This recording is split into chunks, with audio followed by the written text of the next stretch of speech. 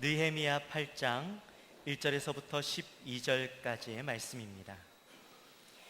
이스라엘 자손이 자기들의 성읍에 거주하였더니 일곱째 달에 이르러 모든 백성이 일제히 수문 앞 광장에 모여 학사 에스라에게 여호와께서 이스라엘에게 명령하신 모세의 율법책을 가져오기를 청하매, 일곱째 달 초하루에 제사장 에스라가 율법책을 가지고 회중 앞 곧 남자나 여자나 알아들을 만한 모든 사람 앞에 이르러 수문 앞 광장에서 새벽부터 정오까지 남자나 여자나 알아들을 만한 모든 사람 앞에서 읽음에 뭇 백성이 그 율법책에 귀를 기울였는데, 그때에 학사 에스라가 특별히 지은 나무 강단에 서고 그의 곁 오른쪽에 선 자는 마띠디아와 스마와 아나야와 우리야와 힐기야와 마아세아요, 그 왼쪽에 선 자는 부다야와 미사엘과 말기야와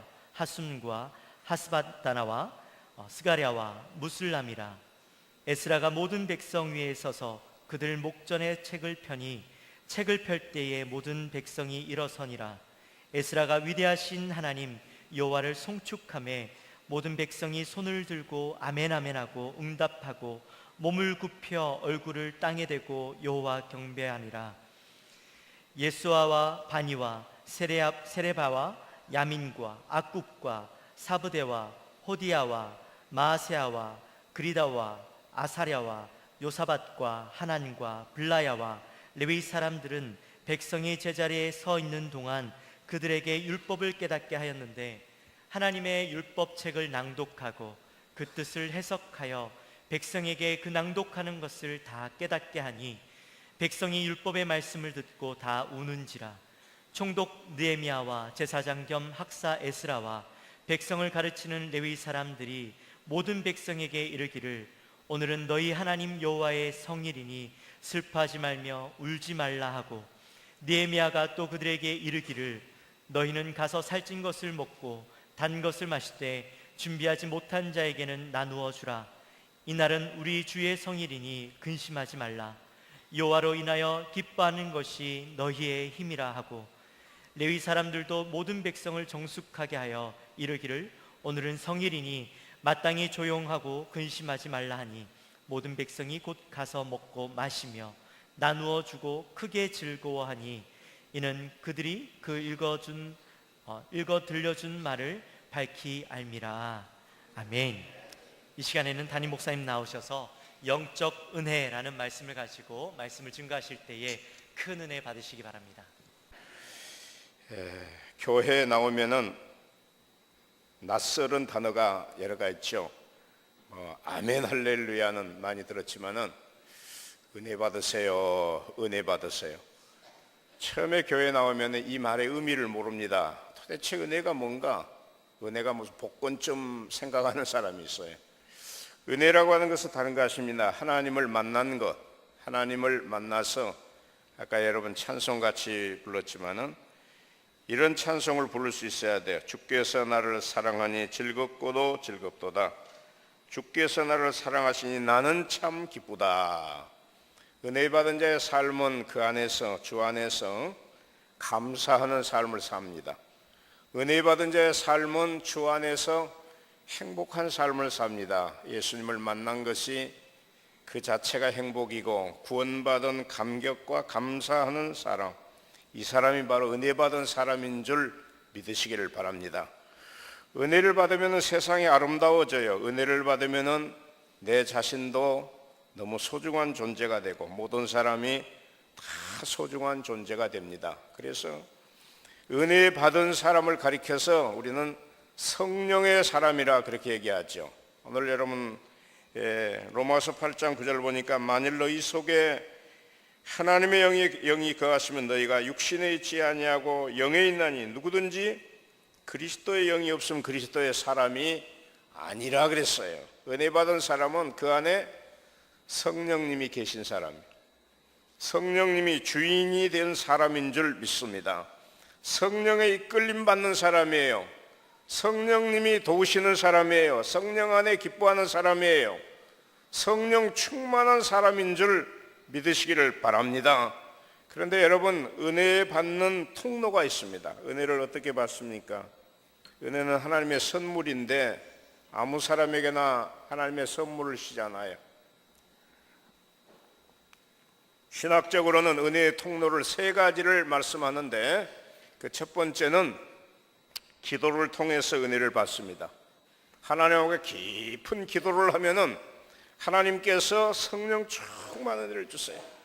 그래서 기도하지 않고는 은혜를 받을 수가 없어요.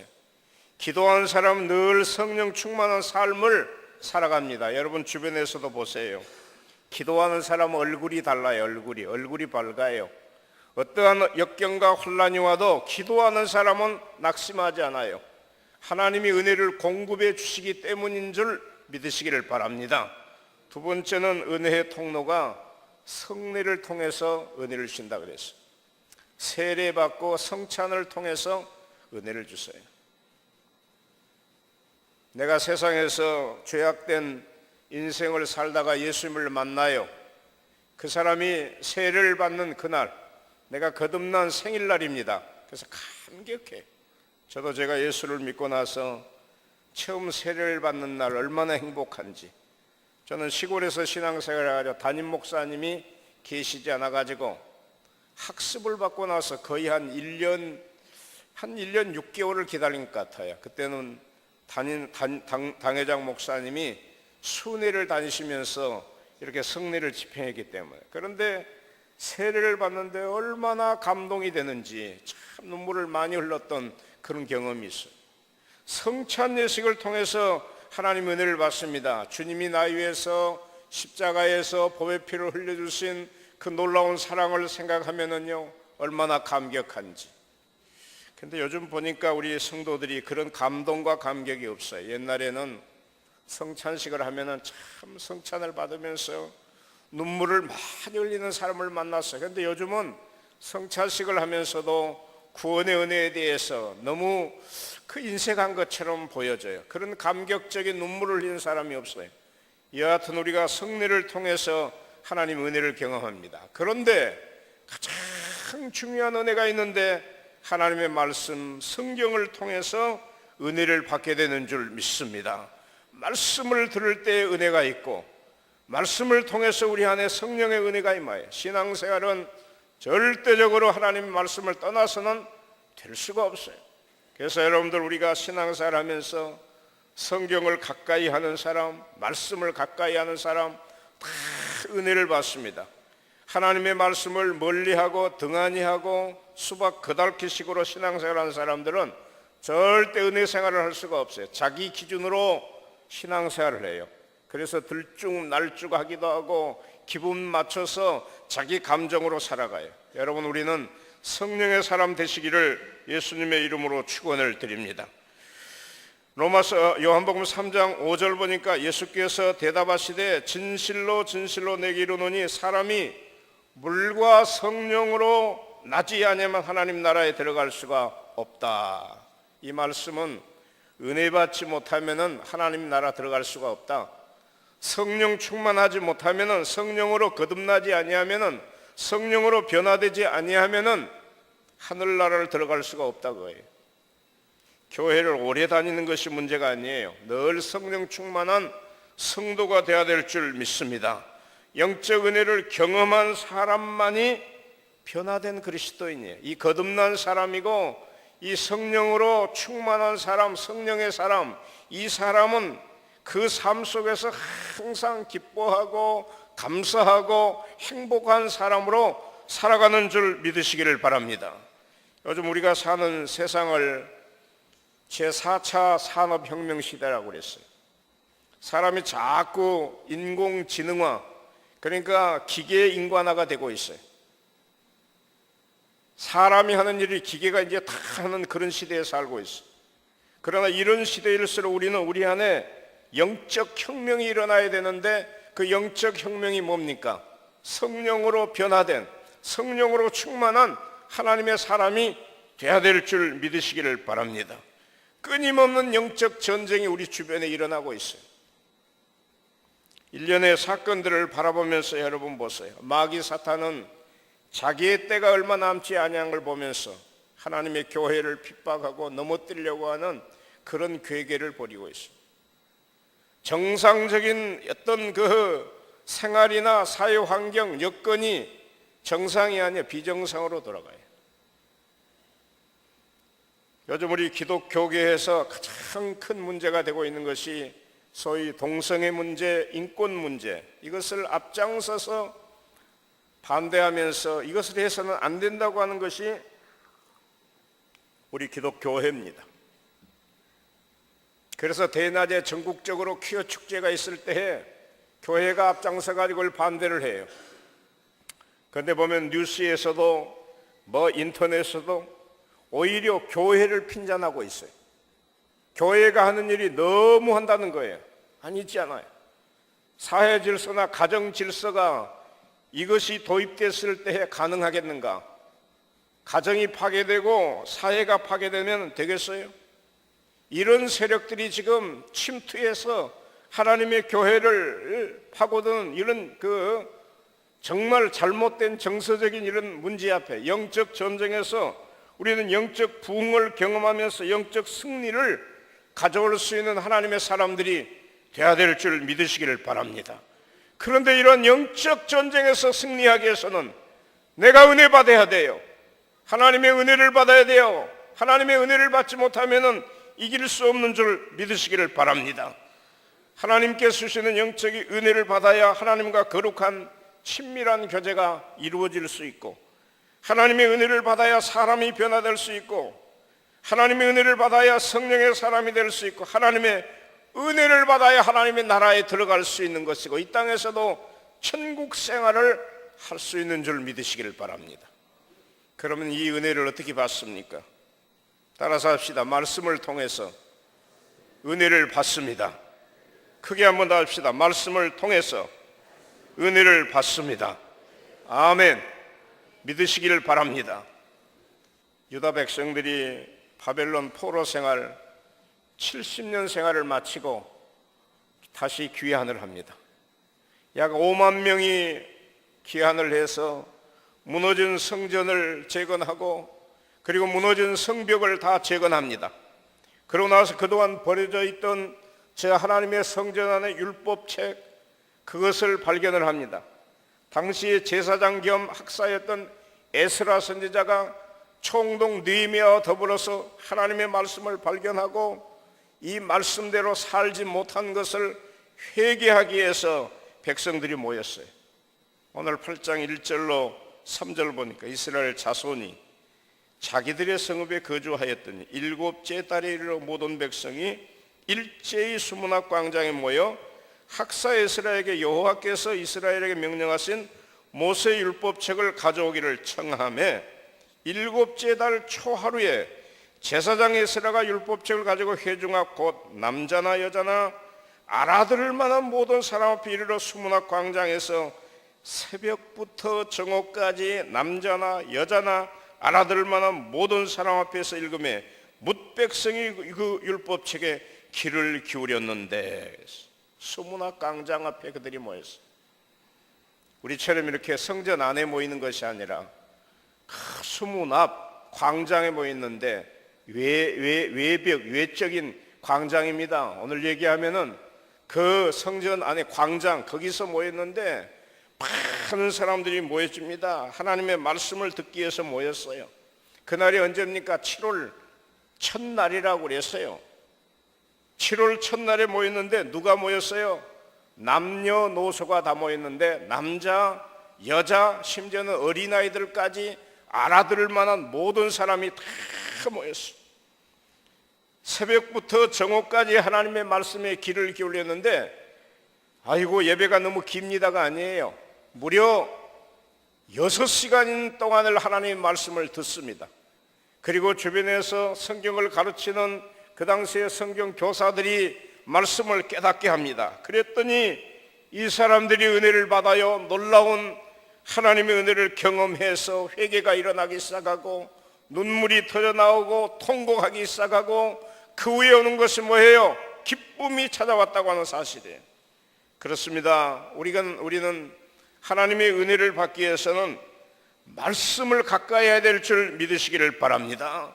우리 한국교회가 1960년대에 6.25 사변이라고 하는 이런 전쟁을 경험하고 모든 국민들이 낙심에 처해 있었어요.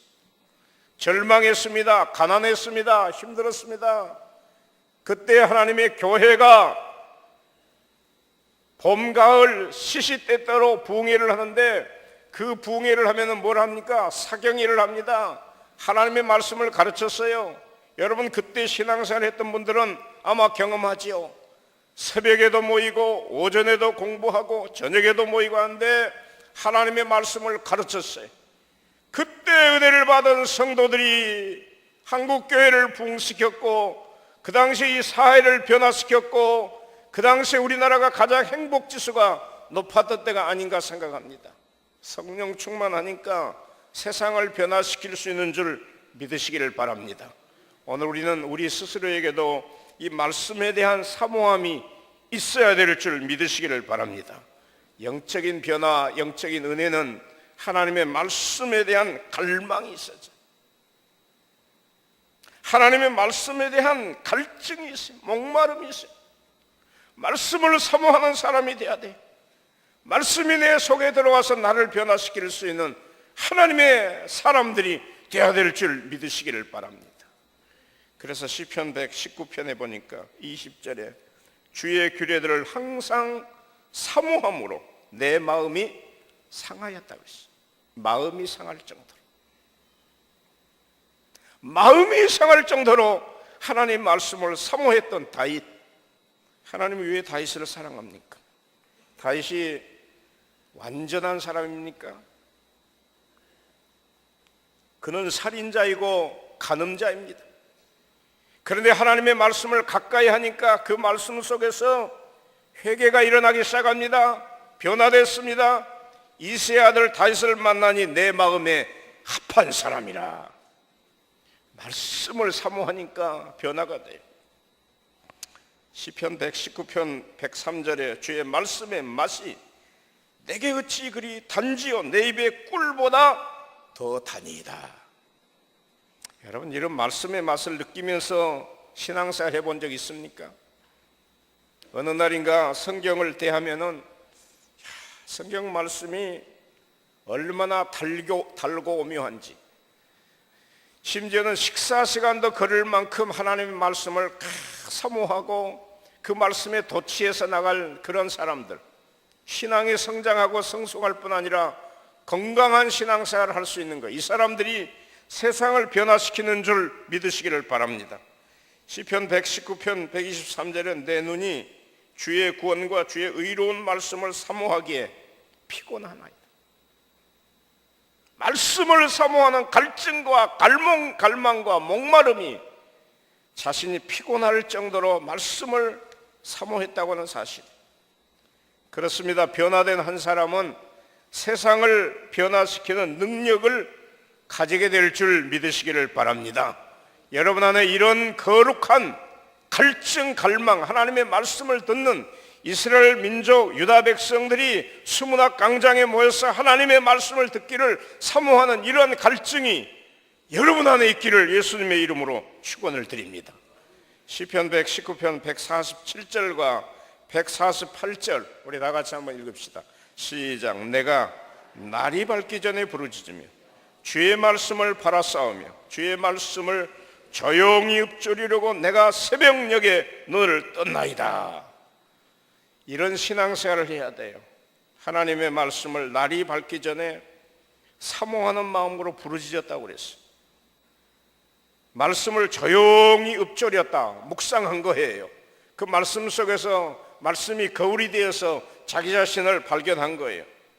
새벽녘에 눈을 떠서 부르짖고 바라고 사모하는 그 열정, 이것이 사람을 변화시키는 능력이 되고 힘이 돼요. 그렇습니다. 하나님의 말씀이 내 안에 들어가면 나를 변화시키는 줄 믿습니다. 죄인이 변하여 의인이 되고 또한 구원의 능력을 경험할 뿐 아니라 하나님의 말씀이 들어가면 어떠한 역경과 혼란이 와도 이길 수 있는 능력이 그 속에 있어요. 하나님의 말씀이 힘이 되는 줄 믿으시기를 바랍니다. 세상의 어떤 방법으로도 세상을 치유하고 치료할 수가 없어요. 하나님의 말씀이 세상을 치료할 수 있는 줄 믿으시기를 바랍니다. 김진욱 목사님이 청계천에서 한참 목회하실 때 구제사역을 많이 했다고 그래요. 청계천 다리 밑에서 노숙아들 불황아들을 데려다가 먹을 것을 줍니다. 그럼 그거 먹고 또 나가요. 그 사역을 엄청나게 했어요. 어느 날이가 술 주정꾼을 데려다가 열심히 잘 먹여서 다시 보내면은 또 술 먹고 들어오고, 보내면은 또 술 먹고 들어오고, 그래도 그냥 열심히 줬어요. 변화가 되지를 않아요.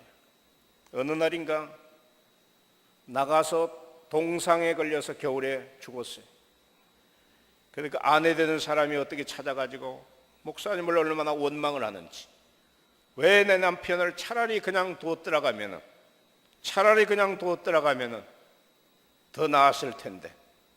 그런데 그 목사님이 그 아내의 말을 듣고 회개가 일어나기 시작했어요. 내가 육신에 먹을 것은 주었는데 그 영혼을 변화시킬 수 있는 말씀을 주지 못했다. 사람을 변화시키는 능력은 하나님의 말씀인데 말씀을 주지 못했다고 회개하면서 그때부터 하나님의 말씀을 가르치고 성경을 가르치고 예수 안에 변화되도록 신앙훈련을 시켰다고 하는 그런 고백을 하는 글을 읽어본 적이 있어요. 여러분, 육신의 것 아무리 좋은 것 줘도 사람 변화되지 않아요. 하나님의 말씀이 들어가면 사람이 변하는 줄 믿으시기를 바랍니다. 하나님의 말씀이 들어가면 세상이 변합니다. 하나님의 말씀이 들어가면 나라가 변해요. 지금부터 한 200년 전에 세계에서 가장 못 사는 나라가 저 북유럽에 있는 노르웨이라고 하는 이 나라입니다. 사면이 다 바다로 쫙 이렇게 쌓여 있었어요. 길거리에 노숙자들이 우글대고 교육률이 세계에서 가장 낮고 먹을 것이 없으니까 나무 껍질로 빵을 만들어 먹는 그런 나라가 노르웨이에 있다고 그래요.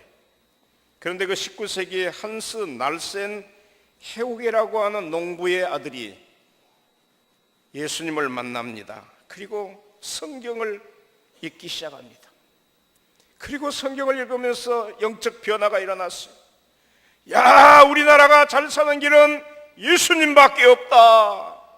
성경을 가르쳐야 된다. 말씀을 가르쳐야 된다. 복음을 전해야 된다 하면서 성경을 세상에 가르치기 시작합니다. 그런데 그 당시에 정치 상황이 사람들이 모이는 장소에 이렇게 여러 사람이 모이지 못하도록 만들었어요. 그러나 이분은 열심히 성경을 가르치다가 감옥에도 수없이 들어갔어요. 그러나 그런 핍박과 혼란이 있어도 거침없이 성경을 가르쳤어요. 그리고 곳곳마다 가정교회를 세웠는데 30년간 성경을 가르치면서 전국의 가정교회를 1000개를 세웁니다. 거기에서 변화된 사람들이 나라의 기초위원들이 세우고 헌법위원들이 세우고 요즘 얘기하면 국회의원들이 되고 그 나라가 노르웨이예요. 지금은 여러분 알다시피 세계에서 가장 잘 사는 나라, 교육열이 가장 높은 나라, 변화된 나라 97%가 기독교입니다. 그래서 하나님을 섬기는 나라로, 부강한 나라로 하나님이 복을 주신 거예요. 저는 우리나라의 기독교의 역할이 이 역할을 잘했다고 봐요. 복음이 들어와서 우리 한국교회가 사람을 변화시키고 세상을 변화시키는 능력이 됐어요. 그나마 우리나라를 이렇게 세워주신 줄 믿으시기를 바랍니다. 여러분 안에도 이 자부심을 가지고 하나님의 말씀으로 은혜를 경험할 수 있기를 예수 이름으로 축원합니다. 이 은혜는 두 번째, 눈물을 주십니다. 유다 백성들은 하나님의 말씀을 읽을 때, 깨닫게 됐을 때 그들은 눈물을 흘렸어요.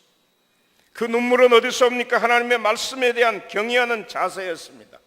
그냥 말씀을 대하는 것이 아니라 오늘 5절 말씀을 보니까 에스라가 모든 백성에 서서 그들 목전에 책을 펴니 책을 펼 때 모든 백성이 일어서니라. 에스라가 유디하신 하나님 여호와를 송축하며 모든 백성이 손을 들고 아멘 아멘 응답하고 몸을 굽혀 얼굴을 땅에 대고 여호와께 경배하니라. 말씀을 근성으로 듣지 않았어요. 나무 강단에서 에스라가 말씀을 율법책을 낭독하면은 말씀에 대한 존경심 자리에서 다 일어났어요. 일어날 뿐 아니라 그들은 하나님을 송축했어요. 그리고 그들은 모든 백성이 손을 높이 들고 아멘 아멘 응답했어요. 아멘은 하나님의 말씀에 대한 경외심입니다. 최고로 존경한다고 하는 경외함이고 우리의 신앙 고백이죠. 아멘의 뜻은 진실로 진실로 내가 말씀을 받습니다. 몸을 굽혀서 겸손하게 경배하는 자세를 가졌다고 그랬습니다. 그렇습니다. 우리는 하나님의 말씀을 건성으로 들으면 안 돼요. 소설책 읽어가듯이 읽어가서도 안 되고 강연 듣듯이 들어서는 안 돼요. 하나님의 말씀은 그 자체가 선포입니다. 선포. 하나님이 내게 주시는 선포예요. 그래서 말씀을 받아들이는 자세는 지성과 감성이 함께해서 머리로 깨달아지고 가슴으로 감동이 왔을 때 아멘으로 순종하는 자세, 이것이 우리에게 은혜 받은 자의 자세인 줄 믿습니다. 그래서 이 백성들은 하나님의 말씀을 듣고 보니 자신들의 죄가 생각이 납니다. 말씀대로 살지 못한 것이 회개가 일어나는데 8절과 9절 보니까 그랬어요. 말씀을 듣고 다 우는지라 성경대로 살지 못한 죄를 회개하고 변화의 역사가 일어났어요. 여러분, 우리 안에도 이런 은혜가 반드시 맙니다. 은혜를 경험하는 모든 사람들의 공통적인 과정은 하나님 말씀 들으면은 자신의 죄가 먼저 생각이 나요. 남의 죄가 생각나는 것이 아니라 너가 죄인인 것이 생각나는 것이 아니라 사도행전 2장에도 너희가 각각 회개하면은 성령을 선물로 받게 되는 줄 믿습니다. 그런데 이 은혜가 그냥 오는 것이 아니라 하나님의 말씀과 함께 와요. 말씀을 대하지 않고는 변화가 일어나지 않습니다. 태평양 섬 피가린 섬이라고 하는 이 섬이 있다고 그럽니다. 1790년경에는 원주민들이 27명이 살았다고 그래요. 마운틴 배가 어떤 폭동으로 인해서 9명의 선원들이 그 섬에 정착을 해서 들어갔더니 27명의 원주민들이 뭐 하느냐, 맨날 술 만드는 기술, 방탕생활, 온갖 죄악된 생활을 다 하더랍니다. 10년이 지났더니 서로 싸우고 서로 미워하고 그러다가 다 죽었어요. 그리고 이 배에서, 마운티노 배에서 내렸던 백인 한 사람하고 거기에 원주민 한 사람이 남아요. 여자 한 사람이 남았어요. 그런데 이 두 사람이 남았지만은 마운틴 이 배에 버려졌던 성경을 발견합니다. 그리고 성경대로 우리 살아보자. 그래서 이 사람들이 성경대로 살려고 하는 운동을 펼쳐나갔어요. 그랬더니 세상이 변하기 시작합니다. 사람들이 들어오지만은 절대적으로 술이나 방탕생활을 하지 않습니다. 그래서 세상을 변화시킬 수 있는 위대한 능력이 하나님의 말씀 속에 와서 그 섬은 지금도 술도 없고 범죄도 없고 게으름이 없는 지상 낙원과 같은 그런 섬으로 변했다는 얘기가 있어요. 사랑하는 여러분들, 오늘로 하나님의 말씀은 우리를 변화시키는 능력이 있는 줄 믿으시기를 바랍니다. 그래서 그 말씀을 가까이 하고 말씀을 들을 때 회개가 일어나고 그 영적인 은혜는 무엇으로 변합니까? 우리 안에 기쁨으로 변합니다.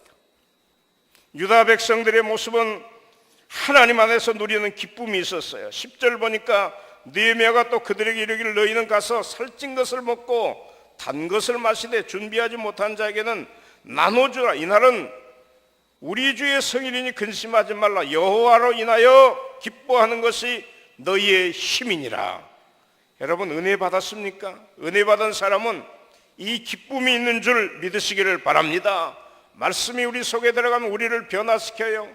그래서 통곡하고 회개하는 역사가 있지만은 그것으로 끝나지 아니하여 그 다음에 하나님이 은혜를 주시는데 기쁨의 은혜를 주십니다. 성령의 기쁨이 있는 줄 믿으시기를 바랍니다. 하나님 안에서 누리는 기쁨, 오늘 말씀처럼 여호와로 인하여 기뻐하는 것이 너희의 힘이니라. 느헤미야 선지자는 너희는 가서 이제는 슬퍼하지 말고 성령의 기쁨을 가져라. 은혜 받은 자로 살아갈 수 있기를 예수님의 이름으로 축원을 드립니다. 주 안에서 기뻐하라. 항상 기뻐하라. 다시 말하노니 기뻐하라. 우리가 주 안에서 기쁨을 회복해야 돼. 이 은혜가 어디서 옵니까? 하나님의 말씀을 통해서 오늘 우리에게 오는 줄 믿으시기를 바랍니다. 이스라엘 백성들처럼 정숙하게 하고 조용하게 하고 근심하지 말라. 그리고 가서 먹고 마셔라. 너만 먹는 것이 아니라 나누라. 가지지 못한 자들을 나누면서 기뻐하라. 바로 이것이 신앙생활의 마지막 결정이 아닌가 생각합니다. 사랑하는 우리 영광의 성도 여러분, 은혜로 살아갈 수 있기를 주의 이름으로 축원합니다. 은혜 받은 자로 기뻐하시기를 주의 이름으로 축원합니다. 주 안에서 큰 기쁨이 있기를 주의 이름으로 축원합니다. 무엇 때문에요? 예수님 만난 것이. 무엇 때문에요? 구원받은 것이. 무엇 때문에요? 하늘나라를 소유한 것이.